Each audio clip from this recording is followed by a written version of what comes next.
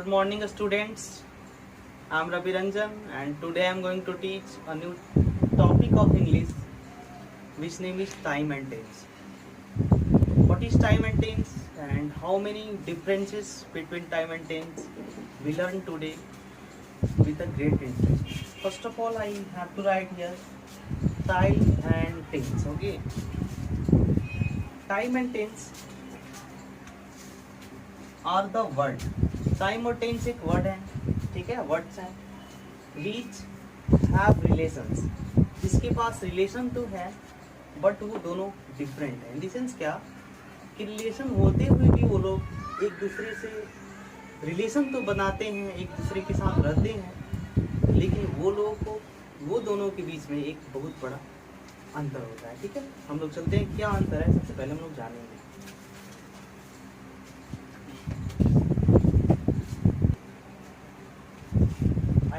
I have to write here that what is differentiate between time and tense. Okay. First of all, I have to write here that time is not a grammatical. In the sense क्या कि time जो है वो एक grammatical term नहीं होता है. Okay. जबकि tense क्या होता है? Tense is a grammatical term. जबकि tense जो होता है ना सर, वो एक grammatical term होता है. Second क्या है? This is a universal concept. In the sense क्या कि जो टाइम होता है ना वो यूनिवर्सल कंसेप्ट होता है, लेकिन टेंस एक यूनिवर्सल कंसेप्ट नहीं होता है. जैसा कि हम जानते हैं कि time to time and time every things जो भी लाता है वो हमारी लाइफ में न्यू चीज़ लाता है. हमेशा टाइम बदलते रहता है, तो टाइम जो होता है वो यूनिवर्सल है, वो कभी बैक नहीं जा सकता है. थर्ड जो है it is independent to language. Time जो है वो लैंग्वेज में इंडिपेंडेंट होता है, जबकि टेंस जो होता है वो लैंग्वेज में इंडिपेंडेंट नहीं होता है. एंड फोर्थ मैंने यहाँ पे लिखा है कि time indicates day months year. Okay, जबकि टेंस में ऐसा नहीं होता है. Tense do not indicate day month and year. Okay, next हम लोग चलते हैं. Let's see a few examples of time and tense. Okay, I have to write here that he goes to cinema hall every Sunday. In the sense what कि वो हर Sunday को cinema hall जाता है. तो ये तो प्रेजेंट की बातें हो रही है सर ना, लेकिन वो यहाँ पे संडे जो है ना वो टाइम की बात कर रहा है. और ऐसा नहीं है कि ये इस संडे को गया तो अगले संडे नहीं जाएगा. इन द सेंस क्या ये एक हिसाब से फ्यूचर को भी इंडिकेट कर रहा है टाइम के अकॉर्डिंग, बट हमने यहाँ पे फ्यूचर को नहीं लिखा है. ठीक है, जैसे कि वो प्रत्येक संडे को सिनेमा हॉल जाता है. इन द सेंस वो जाता था भी और आज भी अभी भी जा रहा है और इन द फ्यूचर शायद जाएगा. ठीक है ना, तो ये प्रेजेंट टाइम को इंडिकेट कर रहा है. इसके बाद मैंने लिखा कि my father came yesterday. In the sense क्या कि मेरे पिताजी आए तो थे, लेकिन कब आए थे? तो कल आए थे, जो कल बीत गया. ओके, और यहाँ पे मैंने लिखा है कि the prime minister comes here tomorrow. In the sense क्या कि प्रधानमंत्री कल यहाँ पे आएंगे. तो देखिए इसके लास्ट में गागेगी तो लगता है, बट ये प्रेजेंट इंडेफिनिट टेंस में ही बनता है. जैसा कि हम लोग जानते हैं यही सारी डिफरेंसेस जो प्रेजेंट और पास्ट और फ्यूचर और टाइम और टेंस को अलग दिखाता है. ठीक है, अब हम लोग चलते हैं काइंड्स ऑफ टेंस की तरफ. तो जैसा कि हम लोग जानते हैं कि टेंस के 3 काइंड्स होते हैं. Okay, there are 3 kinds of tense. First is present tense, second is past tense and third is future tense.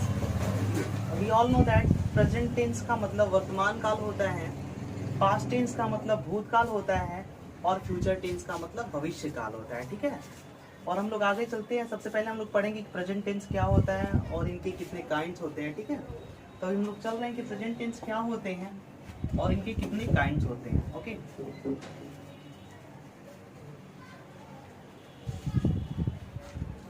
तो मैं यहाँ पे लिख रहा हूँ present tense. Okay, present tense. तो जैसा कि प्रेजेंट टेंस मैंने यहाँ पे लिखा है, तो प्रेजेंट टेंस के एक्चुअली 4 काइंड्स होते हैं. Okay, there are 4 kinds of present tense. Tense. In the sense what कि प्रेजेंट टेंस के 4 काइंड्स होते हैं और कौन कौन से होते हैं। तो पहला होता है प्रेजेंट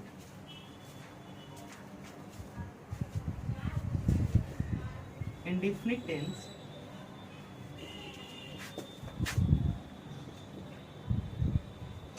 सेकंड क्या होता है, तो सेकंड प्रेजेंट कॉन्टिन्यूअस टेंस होता है,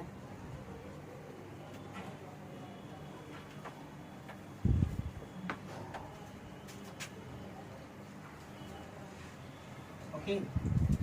और थर्ड क्या होता है, please first of all note down on the copy. Third कौन सा मैंने लिखा, तो थर्ड मैंने लिखा है present perfect tense and fourth is present perfect continuous tense, okay. हमने पहले बोला कि प्रेजेंट इंडेफिनिट टेंस होता है, प्रेजेंट कॉन्टिन्यूअस टेंस होता है, जिसको हम लोग प्रेजेंट इम्परफेक्ट टेंस भी बोलते हैं, प्रेजेंट कॉन्टिन्यूअस टेंस को, ठीक है। थर्ड मैंने लिखा है present perfect tense and fourth is present perfect continuous tense. अब हम लोग चलते हैं कि प्रेजेंट इंडेफिनिट टेंस क्या होते हैं। तो प्रेजेंट इंडेफिनिट टेंस को हम लोग कैसे बनाते हैं, उसके स्ट्रक्चर क्या होते हैं, और ये सब चीज़ हम लोग चल रहे हैं पढ़ने के लिए, तो please note down the copy. हम लोग इंट्रोडक्शन की तरफ चलते हैं। तो प्रेजेंट इंडेफिनिट टेंस या सिंपल प्रेजेंट टेंस का इंट्रोडक्शन क्या होता है, पहचानते कैसे हैं हम इसको। तो the tense which express habitual, regular और repetition and verbs ends with ता है, ती है, ते हूँ एक्सेट्रा। इन द सेंस क्या कि एक ऐसा टेंस जो हैबिचुअल, रेगुलर और रिपीटेशन को एक्सप्रेस करता है, और जो ता है, ती है तथा तेहू से खत्म होता है जो वर्ब, उसको हम क्या बोलते हैं, तो उसको हम लोग प्रेजेंट इंडेफिनिट टेंस कहते हैं, ठीक है। जैसे कि मैंने यहाँ पे एग्जांपल लिखा है कि वह विद्यालय जाता है, तो मैंने लिखा है he goes to a school. तो ये क्या है, तो ये प्रेजेंट इंडेफिनिट टेंस है। क्यों है, क्योंकि इसके लास्ट में ता है, ती है लगा है, और हम दूसरी बात बोल सकते हैं कि एक हैबिचुअल ट्रूथ भी है, ओके। इसके बाद क्या है, सूरज पूरब में उगता है, तो सूरज पूरब में उगता है, the sun rises in the east, जहाँ तक मैंने लिखा है, तो ये क्या है, तो ये एक हैबिचुअल ट्रूथ के साथ क्या है, रेगुलर ट्रूथ भी है, रेगुलर भी है, सूरज हमेशा ही उगता है, और ये रेगुलरिटी की बात हो रही है, तो यहाँ पे भी the sun rises in the east ये भी प्रेजेंट इंडेफिनिट टेंस में ही आता है, जैसे कि मैंने यहाँ पे लिखा है। हमने यहाँ पे स्ट्रक्चर लिखा है, तो सबसे पहले स्ट्रक्चर क्या होता, तो स्ट्रक्चर का मतलब होता है बनाने का नियम। हम लोग प्रेजेंट इंडेफिनिट टेंस को कैसे बनाते हैं, तो हम लोग सब्जेक्ट सबसे पहले लिखते हैं, उसके बाद मेन वर्ब में वर्ब 1 यूज करते हैं या वर्ब 5 यूज करते हैं। वर्ब 5 का मतलब होता है मेन वर्ब में वर्ब 1 में एस या एस लगा के हम लोग वर्ब 5 बनाते हैं, जैसे कि मैंने लास्ट वीडियो वर्ब वाली वीडियो मैंने बताई भी थी। उसके बाद ऑब्जेक्ट होता है, इन द सेंस क्या कि सब्जेक्ट प्लस वर्ब 1 या मेन वर्ब 5 प्लस ऑब्जेक्ट, ठीक है। या फॉर्मेटिव का होता है, सिंपल का होता है। और निगेटिव का स्ट्रक्चर क्या होता, तो सब्जेक्ट प्लस डू या डज प्लस मेन वर्ब में मेन वर्ब 1 और ऑब्जेक्ट। इन द सेंस क्या कि मैंने यहाँ पे लिखा है कि ही इट्स मैंगो, तो यहाँ पे इट्स जो है वो वर्ब का 5th फॉर्म है, ठीक है।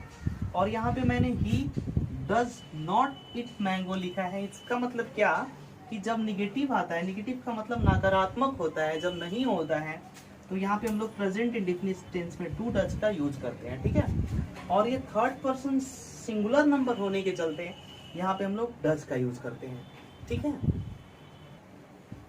अब हम लोग चलते हैं इसके इंट्रोगेटिव स्ट्रक्चर की तरफ, ठीक है। तो इंट्रोगेटिव स्ट्रक्चर में सबसे पहले हम लोग डू या डज का यूज करते हैं। डू या does plus subject plus main verb में फर्स्ट फॉर्म का यूज किया जाता है, plus object plus question marks, ठीक है। और इसके बाद मैंने लिखा है इंट्रोगेटिव एंड निगेटिव।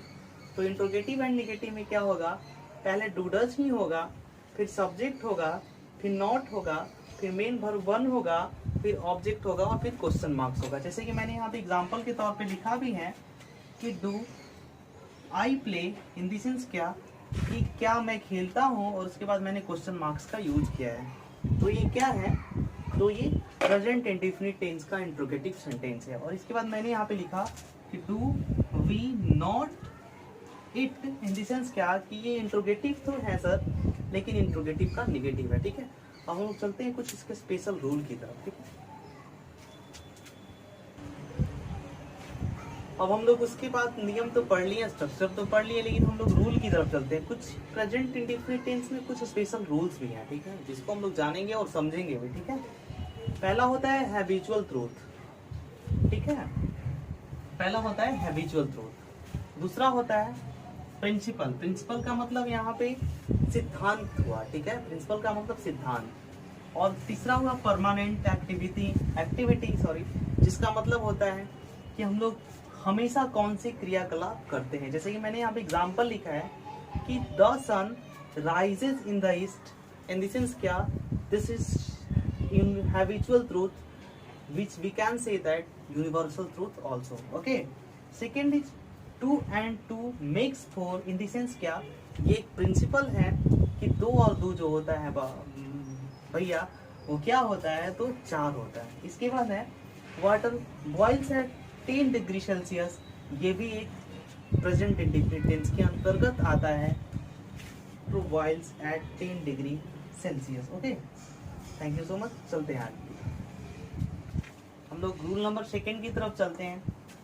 इसमें पोसेशन की बात भी होता है और मेंटल एक्टिविटी और फीलिंग की बात भी होता है। जैसे कि मैंने यहाँ पे लिखा है कि this pen belongs to you या to me, sorry, this pen belongs to me, in the sense क्या, ये पोसेशन का बात बता रहा है, अधिकार का बात बता रहा है। ठीक है, ये भी प्रेजेंट की बातें होती हैं। मैंने यहाँ पे लिखा है कि आई अंडरस्टैंड योर प्रॉब्लम, मैं आपकी समस्या को समझता हूँ, तो ये क्या है, तो ये मेंटल एक्टिविटी है। ठीक है ना। और थर्ड मैंने लिखा है कि I like you very much, मैं आपको बहुत पसंद करता हूँ, तो ये एक फीलिंग है। Okay, you understand, you better understand. देखिए हमारा थर्ड एंड लास्ट रूल है इसका कि फिक्स प्रोग्राम और फिक्स प्लान जो होता है उसका भी यूज हम लोग प्रेजेंट इंडेफिनिट टेंस में ही करते हैं। जैसे कि मैंने बोला कि ये देखने में कुछ और लगता है, ठीक है, बट हम लोग इसको प्रेजेंट इंडेफिनिट टेंस में ही करते हैं यूज। जैसे कि राज्यपाल कल यहाँ आएंगे, तो मैंने लिखा है the governor comes here tomorrow. ठीक है, तो ये भी प्रेजेंट इंडेफिनिट टेंस में ही बनता है। और मैंने दूसरा लिखा है कि विद्यालय अगस्त में खुलेगा, तो यहाँ पे the school opens in August. All you know about this. इसके बाद हम लोग नेक्स्ट वीडियो में पढ़ेंगे। Please watch this and come note down on the copy and thanks for watching and please support us to provide a good knowledge on YouTube. Thank you so much.